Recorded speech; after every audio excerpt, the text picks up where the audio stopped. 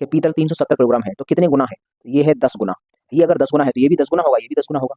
पूछा किसका है, तो तांबा कितना होगा, तांबा मतलब कॉपर पूछा है। तो अगर इसमें हम 10 का गुणा कर देंगे, 10 का गुणा तो 250 निकल कर आएगा। तो इसकी वैल्यू दे रखी है, इस 6 की वैल्यू सवाल में ही दी है, कितनी है 126 है। तो कितने गुना है, 6 दूनी 12 और 6 एकम 6, 21 गुना है।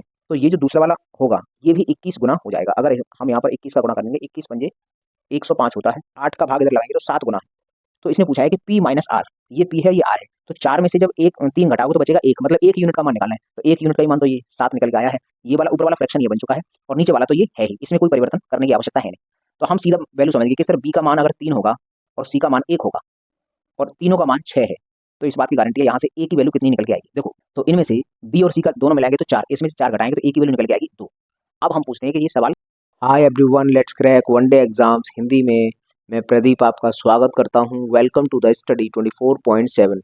दोस्तों, गणित की जो हमारी सीरीज चल रही थी उस सीरीज का आज ये 48वां लेक्चर है। इससे पहले हमारे 47 लेक्चर कंप्लीट हो चुके हैं। इससे पहले वाला जो लेक्चर था हम उसमें परसेंटेज का टाइप नंबर 1 कर रहे थे और आज की क्लास में हम परसेंटेज का टाइप नंबर 2 स्टार्ट करने वाले हैं। जैसा कि यहाँ पर आप देख सकते हैं, यहाँ पर मैंने 4 क्वेश्चंस लिखे हैं।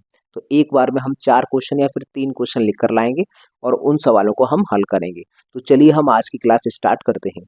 क्वेश्चन नंबर 1, ये टाइप नंबर 2 है और उसका ये क्वेश्चन नंबर 1 है। पहला टाइप हम इससे पहले वाली क्लास में कर चुके हैं। जिन लोगों ने नहीं देखा है तो वो पहले अगर देख लेंगे तो उसमें मैंने पूरा बेस बताया है, परसेंट इसका रेशियो एंड प्रोपोर्शन का पूरा बेस बताया है और साथ ही साथ टाइप 1 को भी मैंने डिस्कस किया था। इसीलिए यहाँ पर आज हमने टाइप नंबर 2 लिया है। तो चलिए हम क्वेश्चन नंबर 1 समझते हैं। ए तथा बी की कुल आय 2500 रुपये है तथा उनकी आय का अनुपात 2:3 है, तो दोनों की आय ज्ञात करो। बहुत ही आसान सवाल है।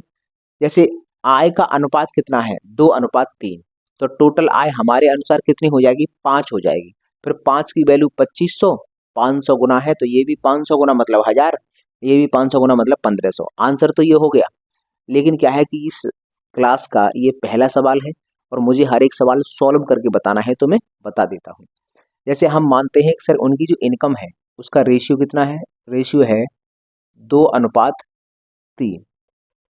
अगर हम इनको दोनों की आय को जोड़ देंगे तो हमारे अनुसार उसकी आय 5 रुपये आएगी। अगर उसकी टोटल आय 5 रुपये है तो उसमें से 2 रुपये पहले वाले का है और 3 रुपये दूसरे वाले का है। लेकिन टोटल उसका है कितना, इस टोटल की वैल्यू दे रखी है। टोटल है 2500 रुपये, टोटल है 2500 रुपये। तो कितना गुना है ये हम यहाँ से चेक कर लेंगे कि आखिरकार ये कितने गुना है। तो हम जानते हैं कि सर इसमें 500 का गुणा करेंगे तभी आएगा, इसका मतलब 500 गुना है।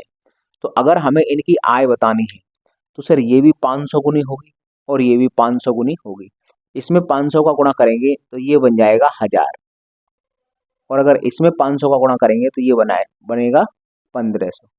तो इस सवाल का जवाब हुआ ऑप्शन नंबर ए। पहला और जो दूसरा सवाल है वो मैंने अपनी तरफ से बना दिया है इस टाइप में। फिर इससे आगे जितने भी सवाल आएंगे वो हर सवाल क्वेश्चन एग्जाम में आया हुआ होगा। तो चलिए हम क्वेश्चन नंबर 2 समझते हैं। ए तथा बी की आय का अंतर, इनकी आय के बीच में अंतर दे रखा है 280 रुपये तथा उनकी आय का अनुपात 3:10 है। तो उनकी आय, तो उनकी अलग अलग आय ज्ञात करो। तो हमें ये भी बहुत आसान सवाल है। सर कितना है, अनुपात कितना है, 3:10 का अनुपात है। यहाँ पर तो हमने योगफल देखा था और यहाँ हम बात करेंगे अंतर की। इनके बीच में अंतर कितना है, तो बड़ी में से छोटी घटती है, कुल मिलाकर हमारे अनुसार अंतर आया है 7 का। लेकिन यही अंतर सवाल में कितना दे रखा है, सवाल में कह रहा है कि 280 का अंतर है। तो हम यहाँ पर करेंगे कि 280। अब हम यहाँ से निकालेंगे कि आखिरकार ये कितना गुना है। तो 7 चौक 28, कुल मिलाकर 40 गुना है। तो अगर ये 40 गुना है तो ये भी 40 गुना होगा, ये भी 40 गुना होगा। अगर इसको 40 गुना करेंगे तो ये 1200 बनेगा और इसको अगर 40 गुना करेंगे तो ये 400 बन जाएगा। तो ये भी हमें समझ में आ गया कि सर ऑप्शन 1200 और 4 तिया 12, 120 होगा, 1200 क्यों होगा, 120 हो जाएगा ये। और ये 400, तो 120 और 400 कहाँ पर है? ऑप्शन नंबर सी इस सवाल का सही उत्तर होगा। ये भी सवाल हुआ। क्वेश्चन नंबर 3, पीतल में तांबे तथा जस्ते का अनुपात 25:12 है, तो 370 किलोग्राम पीतल में तांबा कितना होगा? तो ये भी सवाल इसी तरह से है। हम जानते हैं कि सर 25:12 ये अनुपात है किसका है? पीतल में तांबे और जस्ते का। ये कॉपर है और ये जिंक है, इनका ये रेशियो है। और टोटल कुल मिलाकर पीतल कितनी है? तो हम यहाँ पर टोटल निकालते हैं कि आखिरकार हमारे अनुसार कितना टोटल आएगा। तो 25 और 12 जोड़ देंगे तो बनेगा 37। हमारे अनुसार 37 किलोग्राम अगर अगर पीतल होती तो उसमें से कॉपर 25 होता और जिंक 12 होता। लेकिन सवाल में ये दे रखा है कि टोटल कितने किलोग्राम है, तो इसकी वैल्यू दे रखी है 370 किलोग्राम। इसकी वैल्यू दे रखी है कि पीतल 370 किलोग्राम है, तो कितने गुना है? ये है 10 गुना। ये अगर 10 गुना है तो ये भी 10 गुना होगा, ये भी 10 गुना होगा। पूछा किसका है? तो तांबा कितना होगा? तांबा मतलब कॉपर पूछा है। तो अगर इसमें हम 10 का गुणा कर देंगे, 10 का गुणा, तो 250 निकल कर आएगा। तो इस सवाल का जवाब हुआ ऑप्शन नंबर डी। ये क्वेश्चन एसएससी जीडी 20/4/2024 के पेपर में पूछा गया सवाल है। क्वेश्चन नंबर 4 समझते हैं। दो परीक्षार्थियों जे तथा के अंक 15:17 के अनुपात में थे। यदि जे के अंक 300 हैं तो के अंक ज्ञात करो। देखो ये आसान है। यहाँ पर है जे और यहाँ पर है के। इनकी अनुपात कितना है? अंकों का अनुपात है 15:17। अब इसमें इसका अंक दे रखा है, इसका अंक दिया है। ये कह रहा है कि 300 अंक हैं इसके, तो हमें इसके अंक बताने हैं। तो हम देख लेंगे, हमारे अनुसार वैसे 15 थे इसके और सवाल में 300 दे रहा है, तो कितना गुना है? ये 20 गुना है। तो फिर हम इसको भी 20 गुना कर देंगे। 17 दूनी होता है 34 और एक ही जीरो आ जाएगी, तो कुल मिलाकर 340 किलोग्राम निकल कर आएगी। ऑप्शन नंबर डी इस सवाल का सही उत्तर होगा। ये भी क्वेश्चन एसएससी जीडी 6/3/2024 के पेपर में पूछा गया है। तो चलिए पहले आप इनका स्क्रीनशॉट लीजिए, उसके बाद हम इससे आगे करते हैं। तो चलिए अब हम इन सवालों को भी समझ लेते हैं। क्वेश्चन नंबर 5, यदि 90 को 2:3 में बांटा जाए तो दोनों भागों का मान क्या होगा? आराम से हम इसको भी बांट सकते हैं। 2:3 में बांटा जा रहा है, किसको बांटा जा रहा है? इन दोनों को जोड़ेंगे तो हमारे अनुसार आएगा 5। अगर 5 होता और उसको हम 2:3 में बांटते तो 2 और 3 बट जाता, लेकिन 5 नहीं है। 5 की इस वैल्यू को कितना बताया है? 90 बताया है। तो हम यहाँ से चेक कर लेंगे कि आखिरकार ये कितने गुना है। तो अगर इसका इसमें भाग लगाएंगे तो 18 गुना आता है। 18 पंजे 90 होता है, तो ये भी 18 गुना होगा, ये भी 18 गुना। पूछा क्या है? दोनों भाग पूछे हैं, तो 18 का इधर गुणा कर देंगे, 18 दूनी 36, ये वाला भाग बनेगा 36 और 18 का उधर कर देंगे तो वो बन जाएगा 18 तिया 54, 18 तिया 54। तो ऑप्शन नंबर बी इस सवाल का सही उत्तर होगा। ये क्वेश्चन आया है एसएससी जीडी 17/1/2023 के पेपर में। अब हम बात करते हैं ये वाला क्वेश्चन नंबर 6, 7200 रुपए को पी क्यू आर के बीच में 1/2 अनुपात 4 अनुपात 3/2 में बांटा जाए तो उसमें से आर का हिस्सा बताओ। तो देखो हम अगर पहले बात करते हैं सर पी क्यू और आर, इनका वैसे अनुपात कितना है? 1/2 है, ये है 4 और ये है 3/2। तो हम हमेशा याद रखेंगे कि अगर ऐसा कई अनुपात होता है तो पहले हमें उस अनुपात को सही करना होता है। पहले हमें इस अनुपात को नॉर्मल फॉर्म में लाना पड़ता है, जिस तरह से ये है। कहीं पर भी फ्रैक्शन वगैरह या फिर दशमलव वाली संख्या नहीं देखनी चाहिए। तो हम जानते हैं कि सर इसके नीचे 2 है और इसके भी नीचे 2 है, तो इन तीनों में हमने बताया था कि फ्रैक्शन, अगर अनुपात में कहीं फ्रैक्शन आ जाए तो उस फ्रैक्शन को खत्म करना पड़ेगा, तब हम अनुपात उसका निकालेंगे। हमने एक बात बताई थी कि कोई भी अनुपात है उसमें हम अपनी मर्जी से किसी का भी गुणा कर सकते हैं, उत्तर पर कोई प्रभाव पड़ता नहीं। ये क्लास नंबर 1 थी, उसमें मैंने बेसिक कॉन्सेप्ट बताया था, उसमें सारी कुछ बातें बताई थी। तो हम अभी यहाँ पर तीनों जगह 2 का गुणा कर लेते हैं। 2 का गुणा यहाँ भी, 2 का गुणा यहाँ भी, 2 का गुणा यहाँ भी, तो उत्तर पर कोई प्रभाव नहीं पड़ेगा, लेकिन हमारा अनुपात सही हो जाएगा। इससे ये कट जाएगा तो ये बचेगा यहाँ पर 1 अनुपात, इसका गुणा इधर हो जाएगा तो 8 अनुपात, इसका इससे ये कट जाएगा तो ये बचेगा 3। ये आ गया 1 अनुपात 8 अनुपात 3। ये 3 रेशियो में आ चुका है। अब इस अनुपात में 7200 रुपये को हमें डिवाइड करना है। तो अगर हम इनको जोड़ देंगे, ऐड कर देंगे, अगर हम इन तीनों को ऐड करें तो कितना हो जाएगा हमारे अनुसार, 8 और 1 9, 10 11 12। अगर हम इन तीनों को ऐड करेंगे तो आएगा 12। लेकिन 12 रुपया होता तो पहले वाले को मिलता 1 रुपया, दूसरे को मिलता 8 रुपया और तीसरे को मिलता 3 रुपया। लेकिन रुपया है कितना, यही रुपया 7200 के बराबर है, 7200 के बराबर है। तो हम यहाँ से चेक करेंगे आखिरकार कितने गुना है। तो ये 72 में 12 का भाग लगाएंगे तो 12 छिक्के 72 होता है, 2 जीरो आ गया, 600 गुना है। तो इसने पूछा है आर का हिस्सा बताओ, आर है ये वाला, तो 600 का गुणा यहाँ होगा तो 1800 ऑप्शन आएगा। तो हम यहाँ पर एक बार कर देते हैं, यहाँ पर अगर 600 का गुणा आए होगा तो ये 1800 रुपये बना लेगा। तो इस सवाल का जो जवाब होगा ऑप्शन नंबर सी इस सवाल का सही उत्तर होगा। ये क्वेश्चन भी एसएससी जीडी 20/2/2024 के पेपर में पूछा गया सवाल है। अगला क्वेश्चन करते हैं। देखो यहाँ तक ये क्वेश्चन नंबर 1 हो गया ये वाला, और छठवां क्वेश्चन हमने इतने बीच में कर दिया है।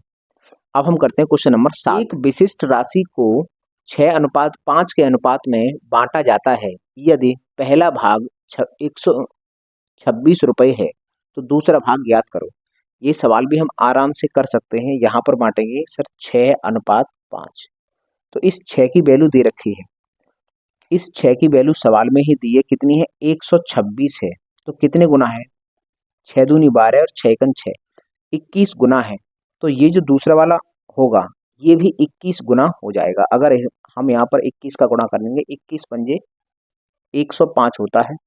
तो ऑप्शन नंबर डी इस सवाल का सही उत्तर होगा। आरपीएफ कांस्टेबल 17/01/2019 के पेपर में पूछा गया सवाल है। अगला क्वेश्चन करते हैं, क्वेश्चन नंबर 8। यदि किसी त्रिभुज के कोणों का अनुपात 1:4:7 है तो सबसे छोटे कोण का मान ज्ञात करो। अब हमें यहाँ एक बात याद हो कि सर त्रिभुज के कोण है तो त्रिभुज के तीनों कोणों का योगफल 180 अंश होता है, ये हमें याद होना चाहिए। ये सवाल भी यहाँ तक हो गया। हम जानते हैं कि सर तीनों कोणों का अनुपात कितना है, 1:4:7 है। अगर हम तीनों कोणों को जोड़ेंगे तो हम इधर चलो जोड़ के रख लेते हैं, 3 7 और 4 11 1 12, तीनों एंगल का योगफल 12 अंश आया। हमारे अनुसार तो मान लो 12 है, तो पहला वाला कोण 1 अंश होगा, दूसरा वाला 4 और तीसरा वाला 7 होगा। लेकिन वैसे होता कितना है, त्रिभुज के कोण का योगफल होता है 180 अंश। इसका मतलब इसकी जो वैल्यू है, त्रिभुज के तीनों कोणों का योगफल 180 अंश होता है। 12 का भाग लगाएंगे, 12 एकन 12 बचेगा 6, 12 पंजे 60, मतलब 15 गुना है। तो ये सब 15 गुने होंगे। हमें पूछा कौन सा है, सबसे छोटे कोण का मान पूछा है, तो इसमें गुणा कर देंगे। इसमें अगर हम गुणा करेंगे 15 का तो ये 15 अंश ही निकल कर आएगा। तो ऑप्शन नंबर सी इस सवाल का सही उत्तर होगा। ये क्वेश्चन एनटीपीसी सीबीटी 1 12/4/2016 के पेपर में पूछा गया सवाल है। तो चलिए पहले आप इसका स्क्रीनशॉट लो, उसके बाद हम इससे आगे भी करते हैं। तो चलिए अब हम इन सवालों को भी देख लेते हैं। Question number 9। यदि रमेश, सुरेश और महेश के बीच 330 पेंसिलें क्रमशः 1/4 अनुपात 2/3 अनुपात 1/3 के अनुपात में वितरित की जाती हैं तो महेश को कितनी पेंसिल मिलेंगी। तो ये जो अनुपात है पहले हम इसको सही बनाएंगे। ये लिखा है 1/4 अनुपात 2/3 और अनुपात 1/3।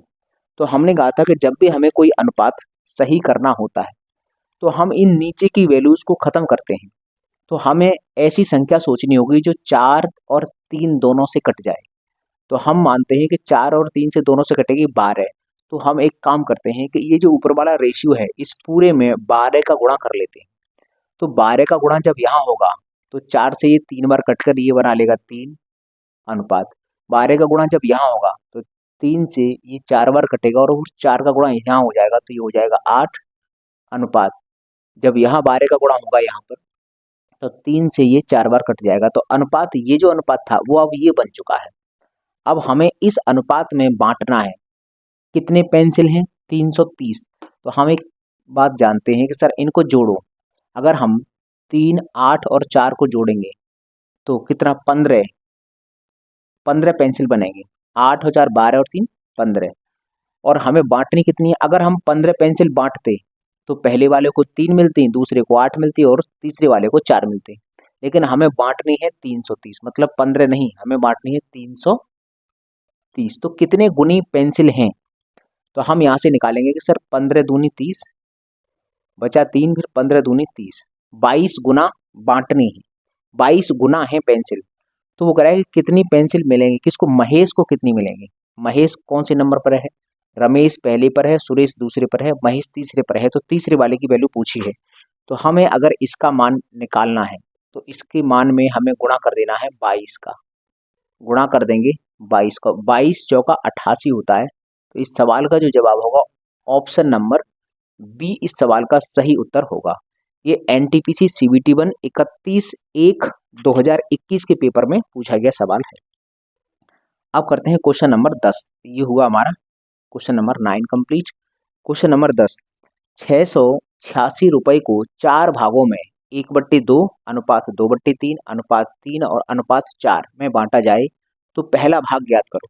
ये भी बहुत आसान सवाल है। देखो 1/2, पहला भाग 1/2, दूसरा भाग है 2/3 और तीसरा भाग 3 है और चौथा भाग 4 है। हमें पहले ये नीचे की वैल्यूज खत्म करनी पड़ेंगी। नीचे की वैल्यूज ये खत्म कैसे होती हैं? हम यहाँ सोचते हैं, यहाँ पर हम सोचते हैं कि आखिरकार वो कौन सी संख्या है जो 2 से भी कट जाए और 3 से भी कट जाए। तो सर 2 से और 3 से कटती है 6, तो हम इस पूरे रेशियो में 6 का गुणा करेंगे। मतलब 6 का इधर भी करेंगे, इधर भी करेंगे, इधर भी करेंगे और यहाँ पर भी करेंगे। तो जब इस 6 का यहाँ गुणा होगा तो 2 से वो 6 3 बार कट जाएगा, तो ये तो बन जाएगा 3 अनुपात। और जब इस 6 का यहाँ गुणा होगा तो इस 3 से 6 2 बार कटेगा, 2 का गुणा 2 में होगा तो ये 4 बन जाएगा। और जब इस 6 का यहाँ होगा तो ये 18 बन जाएगा। और जब इस वाले 6 का यहाँ होगा तो ये 24 बन जाएगा। इसका मतलब अब इस अनुपात में हमको ये बांटना होगा 686 रुपये। अब हम इनको ऐड करते हैं, आखिरकार ये कितना होगा। तो यहाँ जोड़ देंगे 18 और 4 22, 22 और 24 जोड़ेंगे तो 46, 47 48 49 आ गया। ये आ गया 49 और इसको बांटना है। अगर हमारे पास अगर 49 रुपये होते तो पहले वाले को 3 रुपया मिलता, दूसरे को 4 मिलता, तीसरे को 18 मिलता और चौथे को 24 रुपये मिलता। इस तरह से बढ़ता। लेकिन हमारे पास रुपया है कितना? हमारे पास रुपया है 686, 686 रुपया है। तो हम यहाँ से देखेंगे कितने गुना है। ये कटेगा जरूर, 7 से काटो, 7 से ये 7 बार कटेगा, 7 से ये 7 निम 63 होता है, 5 7 8 56 और फिर 7 से ये कट जाएगा तो यहाँ से निकल जाएगा 7 एकन 7, यहाँ निकालते हैं 7 एकन 7, बचा कितना है 2, 7 चौक 28, मतलब 14 गुना निकल कर आया। तो इसने पूछा है कि पहला भाग बताओ। तो पहला भाग तो ये 3 है, तो यही 3 में गुणा कर देंगे 14 का, क्योंकि ये 14 गुना निकल कर आया है। 14 तिया कितना होता है? 42 होता है। तो इस सवाल का जो सही उत्तर होगा वो 42 आएगा। ऑप्शन नंबर डी इस सवाल का सही उत्तर होगा। ये क्वेश्चन रेलवे ग्रुप डी 18/9/2018 के पेपर में पूछा गया सवाल है। अगला हम क्वेश्चन करते हैं क्वेश्चन नंबर 11। यहाँ से हमने 10वां क्वेश्चन कंप्लीट किया। क्वेश्चन नंबर 11, यदि पी क्यू और आर का मान 1/3 अनुपात 2/3 अनुपात 1/4 है तथा क्यू बराबर 56 है तो पी माइनस आर का मान ज्ञात करो। तो हमें सबसे पहले इस रेशियो को सही करना है। 1/3 अनुपात 2/3 और अनुपात 1/4। जब भी हमें किसी अनुपात को सही करना होता है तो हम इसमें से जानते हैं कि ऐसी संख्या का मल्टीप्लाई करते हैं ताकि नीचे वाली संख्याएं खत्म हो जाएं। तो हम ऐसी कौन सी संख्या है जो 3 और 4 से कट जाती है? तो हम कहेंगे सर वो 12 है। तो इस पूरे अनुपात में 12 का गुणा करेंगे। 12 का गुणा जब यहाँ होगा तो 3 से ये कटेगा 4 बार, तो ये तो बन जाएगा 4 अनुपात। 12 का गुणा जब यहाँ होगा तो 3 से वो 4 बार कटेगा, 4 दूनी 8, ये 8 बन जाएगा। 12 का गुणा जब यहाँ होगा तो 4 से ये 3 बार कट जाएगा, तो ये जो अनुपात था वो बदल कर अब ये बन गया है। अब हम इस अनुपात पर काम करेंगे। इसने एक बात ये है कि Q का मान 56 है, तो PQR बीच में है, मतलब इसकी वैल्यू 56 है, इसकी वैल्यू इसने दे रखी है कि ये है 56। तो कितने गुना है, 8 का भाग इधर लगाएंगे तो 7 गुना है। तो इसने पूछा है कि P माइनस आर, ये P है ये R है, तो 4 में से जब 3 घटाओगे तो बचेगा 1, मतलब 1 यूनिट का मान निकालना है। तो 1 यूनिट का ही मान तो ये 7 निकल के आया है। इसका मतलब 1 यूनिट बराबर कितना होगा, 7 होगा, जो कि यहीं से हमने निकाल लिया, भाग लगाया तो 7 आया। तो ऑप्शन नंबर डी इस सवाल का सही उत्तर है। ये भी NTPC CBT 2 21/7/2017 के पेपर में पूछा गया सवाल है। अगला क्वेश्चन है क्वेश्चन नंबर 12। तो ये वाला क्वेश्चन देखते हैं। एक विद्यालय में 200 विद्यार्थी हैं, जिनमें से 2/5 भाग लड़के हैं। तो हमने देखो, मैंने बताया था जब भी कोई फ्रैक्शन होता है, ये फ्रैक्शन है किसका, ये फ्रैक्शन है लड़कों का। तो जिसका ये फ्रैक्शन होता है वो कहाँ मिलता है, ऊपर, और नीचे मिलती है टोटल वैल्यू। इसका मतलब ये है कि 5 अगर टोटल छात्र थे तो उसमें बॉयज 2 हैं, तो फिर गर्ल्स कितनी होंगी, 3 होंगी। इसका मतलब 3/5। तो वो कह रहा है गर्ल्स कितनी है, तो हम यहाँ करेंगे 200 का सीधा सीधा 3/5 निकाल देंगे तो गर्ल्स आ जाएंगे। 5 का भाग इधर लगाएंगे तो ये कटेगा 40 बार, और 4 तिया 12, मतलब 120। यहाँ पर गर्ल्स की संख्या निकल के आएगी, ये गर्ल्स निकल के आएंगे। तो ऑप्शन नंबर सी इस सवाल का सही उत्तर होगा। ये भी NTPC एग्जाम 2017 में पूछा गया सवाल है। तो चलिए इसका भी स्क्रीनशॉट लीजिए। इसके बाद 2 सवाल और बचे हैं, वो बहुत ही ज्यादा इंपॉर्टेंट महत्वपूर्ण सवाल हैं, तो उनको जरूर देखना। पहले आप इसका स्क्रीनशॉट ले लीजिए।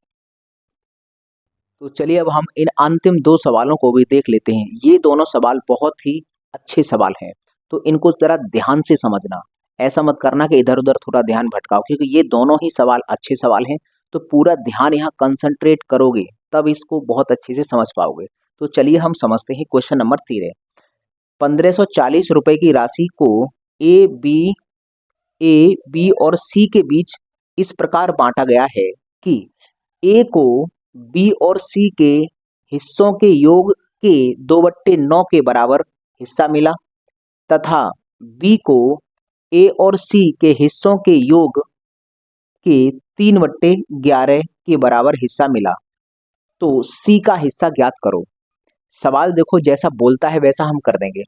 ए को कितना मिला है, हम कहेंगे सर ए को कितना मिला है, ए को मिला है बी और सी के योग का 2/9 मिला है। तो हम कहेंगे सर ए को मिला है बी प्लस सी के हिस्से का कितना मिला है, 2/9 मिला है। तुम कहोगे सर ऐसे क्यों लिख दिया, ऐसे इसलिए लिख दिया क्योंकि मिला कितना है, ए बराबर बी प्लस सी का 2/9 इतना मिला है। इस का मतलब गुणा होता है। तो जब इस वाली चीज को, गुणा वाली चीज को जब इधर भेजूंगा तो बट्टे में तो आएगी। तो ये वाला स्टेप मैंने लिखा नहीं, डायरेक्ट मैंने ये लिखा है कि ए को कितना मिला है, इन दोनों के योग का 2/9 मिला है, ये हमने लिख लिया। अब ऐसा ही हम दूसरी वाली लाइन से समझ जाएंगे। दूसरी वाली लाइन में कह रहा है कि बी को ए और सी के हिस्सों के योग का 3/11 मिला है। तो हम यहाँ से एक इक्वेशन और बना सकते हैं कि सर जो बी है, बी को कितना मिला है, ए प्लस सी के हिस्से का 3/11 मिला है, इसको 3/11 मिला है। तो हमको सी का हिस्सा बताना है। चलो सी का हिस्सा बताना है, उसको हम ध्यान में रखेंगे। अभी यहाँ एक बात ध्यान देने वाली है कि सर ये ए का है और बी और सी का नीचे है, ऊपर बी का रखा है और ए और सी का नीचे है। तो अगर हम इन दोनों वैल्यूज को जोड़ेंगे तो हमारे अनुसार कितना आएगा, 11 आएगा। इसका मतलब ये 11 किसकी वैल्यू हो गई, ये 11 वैल्यू हो गई ए प्लस बी प्लस सी। इन तीनों को मिलाएंगे तो तीनों का योगफल आ गया 11। अगर हम यहाँ पर भी जोड़ देंगे तो, अगर हम यहाँ पर 11 और इस 3 को जोड़ेंगे तो ये बनेगा 14। लेकिन यहाँ पर भी ये है ए प्लस बी प्लस सी, मतलब ये तीनों ही, यहाँ पर भी ए प्लस बी प्लस सी और यहाँ पर भी ए प्लस बी प्लस सी।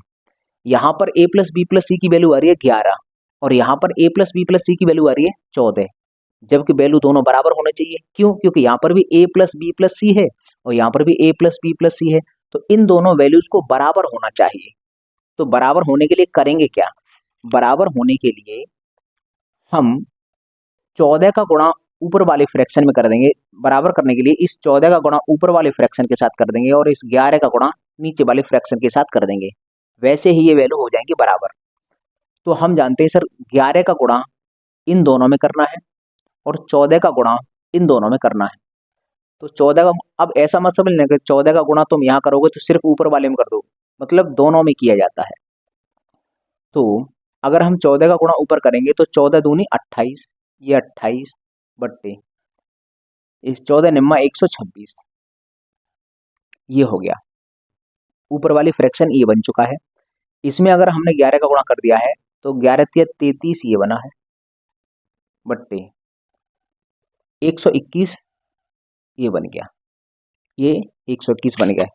अब अगर हम इनको जोड़ेंगे तो 8 और 6 14 और इन दोनों को योगफल अगर हम यहाँ पर अब निकालना चाहें, यहाँ पर अगर निकालना चाहें और यहाँ पर निकालना चाहें तो 154 आएगा। इन दोनों का योग भी 154, इन दोनों का योग भी 154। तो हम निकालते हैं कि सर इन दोनों का योगफल अगर करेंगे तो 154 निकल कर आएगा। ये है क्या, ये a प्लस बी प्लस सी की वैल्यू है और ये वैल्यू हमारी a प्लस बी प्लस सी की वैल्यू है। अगर 154 रुपए होंगे तो इस तरह से बटेगा, लेकिन पैसा बांटना कितना था, अब हम जानते हैं कि पैसा बांटना है ये वाला, ये है, इधर भी 154 ही लिखा है, बस एक जीरो एक्स्ट्रा है। तो कितने गुना है, ये है 10 गुना पैसा है, 10 गुना। तो जो भी हमने मान रखा है वो सब 10 गुना होगा। अब देखो ये वाला जो फ्रैक्शन था वो बन चुका है ये, तो a की वैल्यू तो सीधी सीधी 28 होगी और b की वैल्यू, ये फ्रैक्शन ये बन चुका है तो b की वैल्यू सीधी सीधी 33 होगी। तो a की वैल्यू 28 है, b की वैल्यू 33 है। तो हम, और इन तीनों की वैल्यू 154 है, तो इन दोनों को जोड़कर अगर इसमें से घटाएंगे तो आंसर आ जाएगा 8 9 10 11, 11 की एक हासिल एक और ये हो गया 5। यहाँ से 8 9 10 11 एक और हासिल एक है, 5 1 6, ये हो गया। अगर इसको माइनस करेंगे तो ये 93 आएगा। अगर ये 61 हो गया a और b की वैल्यू, और ये तीनों, ये 154 है, a b c का तीनों का मान है और उसमें a और b की वैल्यू 61 है, इसको घटाएंगे तो ये c की वैल्यू निकल के आएगी। अब हमारे अनुसार अगर 154 होता तो फिर a की वैल्यू 28 होती, b की वैल्यू 33 होती और c की वैल्यू 93 होती। लेकिन सवाल में ये दिया है कि भैया ये 1540 है, मतलब 10 गुना है। तो ये जो c की वैल्यू है ना वो भी 10 गुनी होगी, a की वैल्यू भी 10 गुनी होगी और b की वैल्यू भी 10 गुनी होगी। इसका मतलब अगर a की वैल्यू निकालना चाहता तो 10 का गुणा यहाँ करके 280 होती, b की वैल्यू पूछता तो 10 का गुणा यहाँ करके 330 होती, और अगर c की वैल्यू पूछी है तो हम यहाँ पर 10 का गुणा कर देंगे, यहाँ पर यहाँ करेंगे 10 का गुणा, तो कितनी बन जाएगी, ये 930 बन जाएगी। ऑप्शन नंबर ए इस सवाल का सही उत्तर है।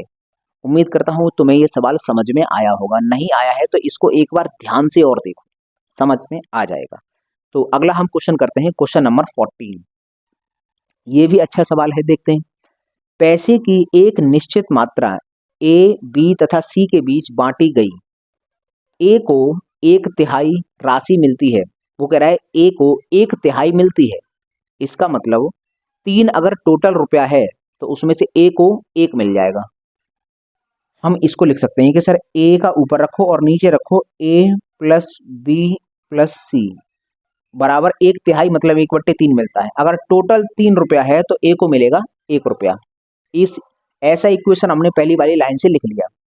अगला हम देखते हैं बी को सी से 3 गुना अधिक राशि मिलती है, बी को कितना मिला है, यहां लिखेंगे सर बी को कितना मिला है, सी से 3 गुना अधिक। ये कह रहा है बी को सी से 3 गुना अधिक मिलती है, तो सी की वैल्यू अगर 1 है तो इससे 3 गुना अधिक इसको मिलेगी, यहां पर निकल के आएगी 3 गुना अधिक। अब अगर हम बात करते हैं सर बी और सी के बीच में अंतर की, जैसे मान लीजिए अब यहाँ देखो, हम यहाँ दिमाग लगाना है, ए बी सी की वैल्यू निकालनी है और यहाँ से निकालना है उत्तर कितना आएगा। आगे भी सवाल में दे रखा है कि 1200 रुपये कम है, क्या है, जो सी को ए की तुलना में 1200 रुपये कम मिला है, तो फिर ए का हिस्सा बताओ, वो हम इस्तेमाल कर लेंगे। पहले इनको ए और बी और सी की वैल्यू तो निकालो यहाँ से। देखो अगर हम इनके और इसका अंतर निकालें तो जब इसमें से या इसमें से इसको घटाएंगे तो ए से ए कट जाएगा, मात्र बचेगा क्या, बी और सी बचेगा। तो इसका मतलब इन दोनों का अगर हम अंतर लेंगे तो अंतर आएगा 2। ये 2 किसकी वैल्यू होगी? ये होगी b प्लस सी की वैल्यू होगी। ये 2 होगी b प्लस सी की वैल्यू, क्योंकि अगर इसको इसमें से इसको घटाएंगे तो a कट जाएगा, तो जब a कट जाएगा तो मात्र बचेगा b प्लस सी। तो इसका मतलब इसमें से इसको घटाएंगे तो 2 बचेगा, तो ये b प्लस सी की वैल्यू होगी, हमें याद रहे। और b और c ये दे रखा है, b और c, यहाँ b और b प्लस सी निकालना है, यहाँ कितना होगा? यहाँ हो रहा है 4, यहाँ हो रहा है b प्लस सी 2 और यहाँ हो रहा है b प्लस सी 4। इसका मतलब ये तो बराबर होना चाहिए, तो हम ऊपर वाले में 2 का गुणा कर लेंगे। इसका मतलब 2 का गुणा करके ये जो फ्रैक्शन है ये फ्रैक्शन बन जाएगा 2/3 दूनी 6, ये बन जाएगा। ये वाला ऊपर वाला फ्रैक्शन ये बन चुका है और नीचे वाला तो ये है ही, इसमें कोई परिवर्तन करने की आवश्यकता है नहीं। तो हम सीधा वैल्यू समझेंगे कि सर b का मान अगर 3 होगा और c का मान 1 होगा और तीनों का मान 6 है, तो इस बात की गारंटी है यहाँ से a की वैल्यू कितनी निकल के आएगी। देखो b की वैल्यू तो 3 हो गई और c की वैल्यू हो गई 1 और ये 6 है। 6 का मतलब a प्लस बी प्लस सी, इन तीनों का मान कितना है? 6। तो इनमें से b और c का दोनों मिलाएंगे तो 4, इसमें से 4 घटाएंगे तो a की वैल्यू निकल के आएगी 2। अब हम पूछते हैं कि ये सवाल क्या पूछ रहा है। सवाल कह रहा है कि c को a की तुलना में 1200 कम मिला है। जो c है ना, c को, ये a है और ये c का है, c को a की तुलना में कितना कम मिल रहा है? हमारे अनुसार मिल रहा है 1 यूनिट कम, और सवाल में दे रहा है कि यही 1200 है, 1200 यूनिट के बराबर है। तो फिर उसने पूछा a का हिस्सा बताओ, तो a का हिस्सा देखो, 1 की वैल्यू 1200 है तो 2 की वैल्यू कितनी होगी? यहाँ पर भी 1200 का गुणा कर देंगे तो ये कुल मिलाकर 2400 होगा। इस सवाल का जवाब हुआ ऑप्शन नंबर 2400। किस में आ रहा है? डी ऑप्शन में आ रहा है, तो ऑप्शन नंबर डी इस सवाल का सही उत्तर होगा। इसको भी जरा ध्यान से समझ लेना, पहली लाइन से हमने ये इक्वेशन बनाया, दूसरी लाइन से ये इक्वेशन बनाया। अब इन दोनों इक्वेशन में ऐसा क्या करें कि ए बी सी तीनों का मान निकल आए, वो तुम्हें खुद दिमाग लगाना है। तो मैंने सोचा कि सर इस वाली में से अगर ये वाला घटाऊंगा तो ए से ए कट जाएगा, मात्र बी सी बचेगा। तो 3 में से 1 घटाए तो बचा 2, इसका मतलब ये 2 बी और सी की वैल्यू होगी। यहाँ पर इन दोनों को जोड़ दिया तब बी और सी की वैल्यू निकलेगी टोटल। जोड़ के पता चला 4 आया, यहाँ बी और सी 2 आ रहा है, यहाँ 4 आ रहा है, तो यहाँ पर भी 4 होना चाहिए। तो बराबर करने के लिए 2 का गुणा इन दोनों में कर लिया, तो फ्रैक्शन ये बन चुका है। अब तो a प्लस बी प्लस सी तीनों का वैल्यू है टोटल 6, उसमें से b की वैल्यू है 3 और c की वैल्यू है 1, तो दोनों की 4 हो गई तो a की आ गई 2। इस तरह से हमने इस सवाल को सॉल्व कर लिया। उम्मीद करते हैं कि तुम्हें ये सवाल समझ में आए होंगे। अगर नहीं आए हैं तो वीडियो को एक बार ध्यान से और देख लो। तो इसी तरह से हमारे साथ जुड़े रहिए, अपनी नॉलेज को एनहेंस करते रहिए और अपने साथ अपने दोस्तों को भी जोड़ सकते हैं। तो अगर यहाँ से कुछ मिल रहा है, कुछ सीखने के लिए मिल रहा है, तो आप अपने दोस्तों से भी सब्सक्राइब करवा सकते हैं। तो चलिए मुझे दीजिए इजाज़त, में मिलता हूँ आपको अगली टाइप में। तब तक के लिए नमस्कार दोस्तों।